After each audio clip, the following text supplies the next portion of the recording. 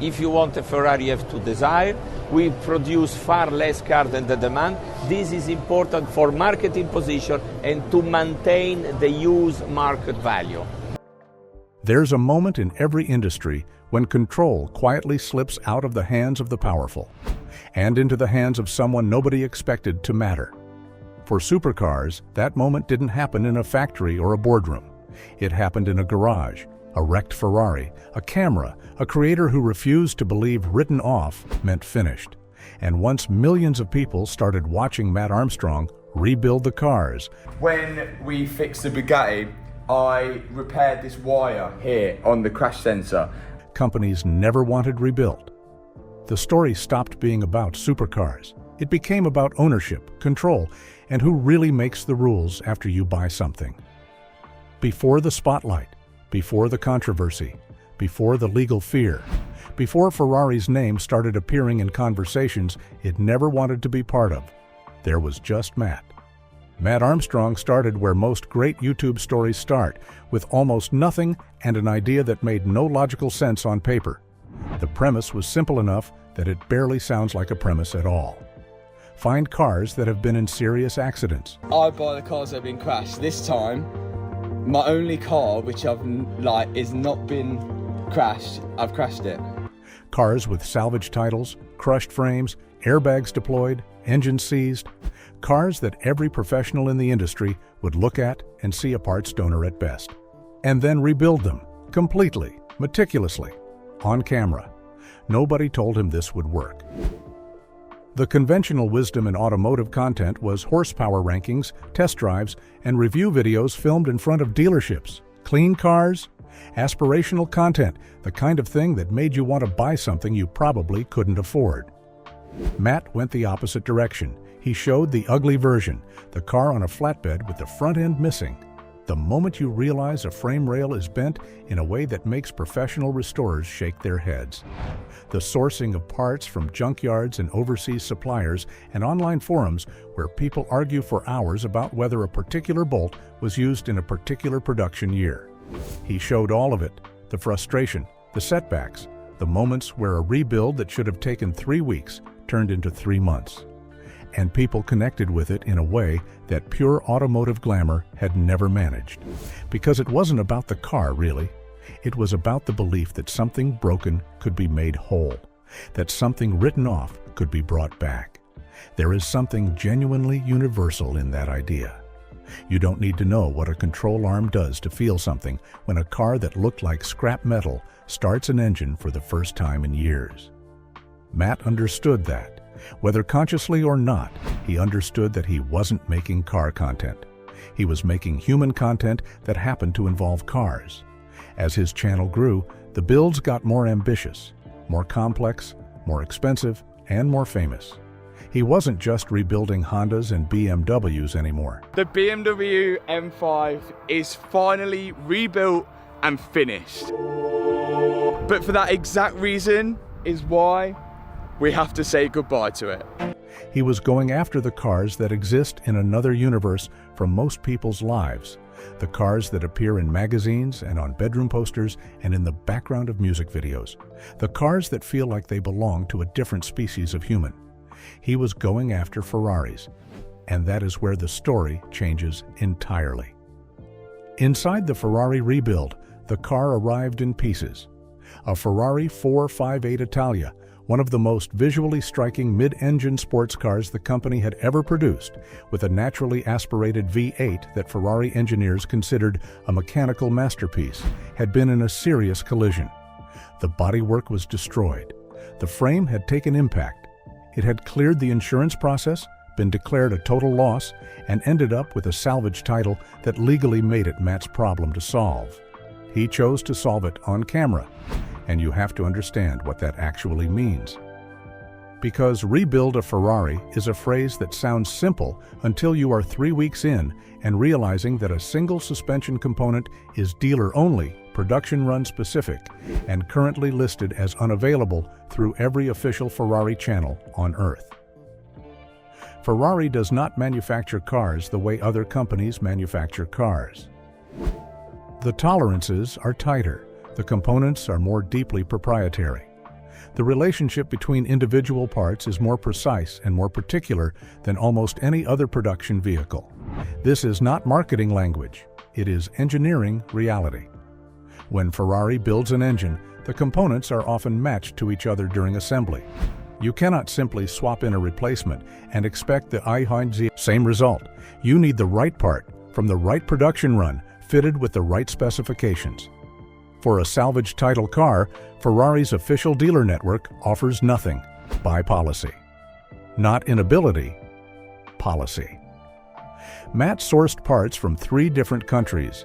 He tracked down components through private sellers, enthusiast forums, and specialist dismantlers who operate in the gray market that exists precisely because the official one has left a gap.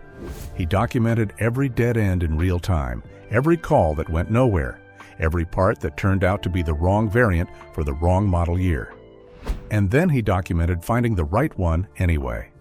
That problem-solving process, unglamorous, frustrating, and completely unscripted, was what made the videos impossible to stop watching.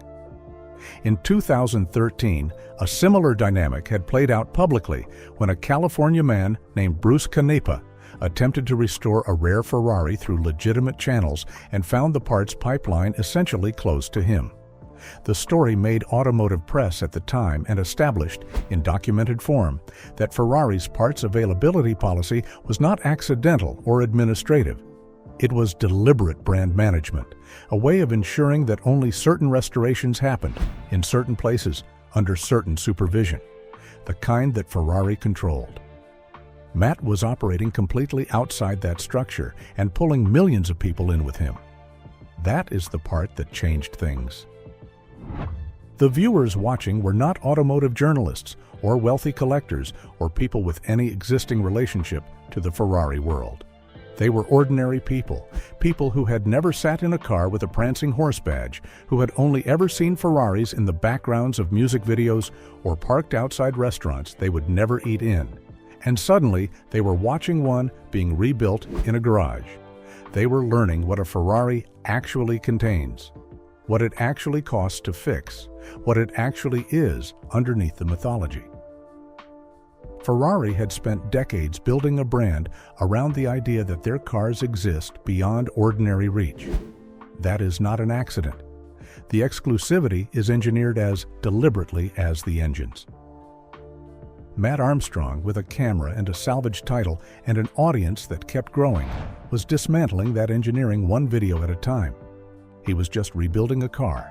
He had no idea what he had started. But in Maranello, someone did. Machines versus mythology. To understand what happened to Matt Armstrong, you have to understand something about how Ferrari and Bugatti think about the world, because they don't think about it the way normal companies do. Ferrari has taken customers to court for painting their cars the wrong color. Not a metaphor. Actual litigation over actual paint. Their contracts, the purchase agreements that buyers sign when they acquire a new Ferrari, contain restrictions on modification, restrictions on resale, and in some cases restrictions on public display. There are verified accounts of Ferrari blacklisting buyers who violated those terms. Meaning those people can never purchase another new Ferrari directly from the company, ever. The most famous public example is deadmau5, the Canadian DJ who bought a Ferrari 458 Italia and wrapped it in a neon cat design. The latest models.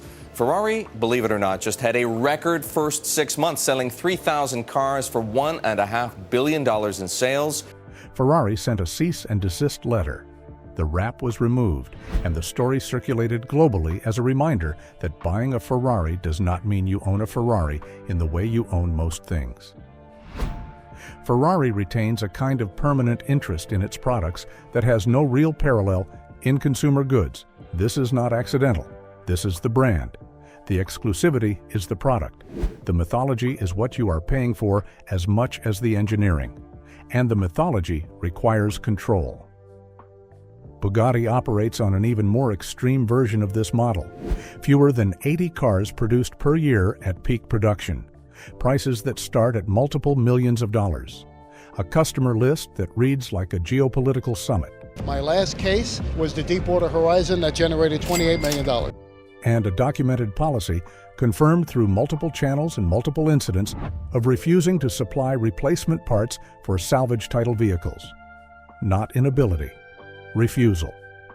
There are Bugatti owners who have legally purchased their cars, legally insured them, legally registered them, and then been told by the company that manufactured them that they will not supply the parts needed to return those cars to road condition. The official reasoning relates to safety and brand integrity. The practical effect is that a Bugatti with a salvage title is, by Bugatti's deliberate policy, a Bugatti that cannot be fully restored. What Matt Armstrong represents to companies like these is not just a YouTube channel. He represents a philosophy that is the precise opposite of everything they have built their empires on. What Matt Armstrong represents to companies like these is not just a YouTube channel. He represents a philosophy that is the precise opposite of everything they have built their empires on. His philosophy is, these cars are machines. Machines can be understood. Machines can be repaired. Machines belong to the people who own them. Ferrari and Bugatti's philosophy is, these cars are symbols. Symbols must be controlled. Symbols belong, in some fundamental sense, to the companies that created them, regardless of who wrote the check. When an unstoppable object meets an immovable one, someone gets hurt. The pressure you don't see. Nobody announces these things publicly. That is the first thing you have to understand. Corporate legal pressure in the creator economy doesn't arrive with a press release. It doesn't show up as a dramatic confrontation on camera. It arrives quietly. In emails that go to management, in letters that go to lawyers, in conversations that happen off-screen and stay off-screen. And the first sign that something has changed is usually the creator themselves. Fans started noticing changes in Matt's videos.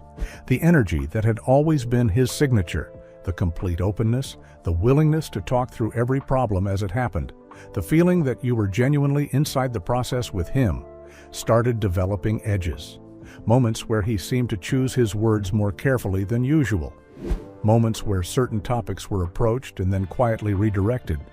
Pauses that felt less like natural editing rhythm and more like something had been removed. The automotive creator community, which is more tightly networked than its casual, enthusiast-facing content suggests, started talking. People who knew people who knew people started connecting threads. The word that spread carefully and without the kind of specificity that creates legal exposure was that letters had been sent, that channels had received communications, that the companies whose cars were appearing in rebuild videos had made their feelings known through channels that don't show up on YouTube analytics. The response from the audience, when enough of it leaked into public view, was not measured. The comments sections became something between a support group and a war council. Viewers who had followed Matt's builds for years took the news personally, because they had taken the builds personally. His content had given them access to a world that had always been built to exclude them, and the idea that corporations were now trying to rebuild those walls felt like something more than a business dispute. It felt like being pushed out of a room you had finally been invited into. Other creators started publicly acknowledging their own discomfort. Not just automotive creators. Channels across multiple categories began asking the same question out loud. If rebuilding a car you legally purchased can generate corporate legal threats, what exactly does ownership mean in the modern economy? What does it mean that a company can sell you something and then retain enough influence over it to threaten the people who document what it contains? These are not small questions, and the fact that they were being asked in YouTube comment sections and creator podcasts rather than legal journals or congressional hearings does not make them less real. It makes them more urgent, because this wasn't just Matt's problem anymore. His situation had become a mirror, and nobody particularly liked what they saw in it. The ownership debate. The internet moves fast, but it remembers when the story of what Ferrari and Bugatti had allegedly done, or allegedly threatened, or allegedly implied through channels carefully designed to avoid direct implication, reached sufficient critical mass, The response was immediate and coordinated in the way that only internet communities can manage. Petitions circulated, not the kind that change things directly, but the kind that measure feeling, and the feeling was overwhelming and consistent. Hundreds of thousands of signatures from people who wanted it on the record that they found the behavior of these companies unacceptable. Journalists who cover automotive culture and technology law started pulling threads. Ferrari's history with cease and desist actions, Bugatti's documented parts refusal policies, the broader pattern of luxury automotive brands using legal and commercial pressure to maintain control over products that had already been sold. The more that history was exposed, the angrier the response became, because it turned out this wasn't new. This had always been how these companies operated.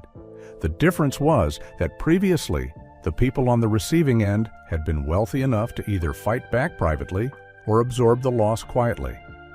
Matt Armstrong was not wealthy in that way. He was a creator, which meant the legal pressure wasn't abstract. It threatened the specific thing that his livelihood and his community were built on. Other creators rallied publicly: automotive channels, tech channels, general commentary channels. People who had never rebuilt a car in their lives, but who understood exactly what was at stake in terms of the creator economy. Because the principle being contested was not a niche one. It was foundational. Who gets to tell stories about the things we buy? If Ferrari can threaten a creator for documenting a rebuild of a car he legally owns, what happens to journalists who cover modifications? What happens to historians who document automotive heritage? What happens to the ordinary person who buys a used supercar and wants to share the experience of restoring it? Ferrari has not issued a public statement addressing the Matt Armstrong situation directly. Bugatti has not either. This is deliberate. Public acknowledgement creates public record. Silence is legally safer and corporately neater. The strategy, if it is a strategy, is to apply pressure through channels that do not create documentation and then wait for the noise to subside. It has not fully subsided. The debate about right to repair, a legal and philosophical argument about whether manufacturers can restrict owners' ability to fix or modify their own products, has been gaining momentum in legislation across multiple countries.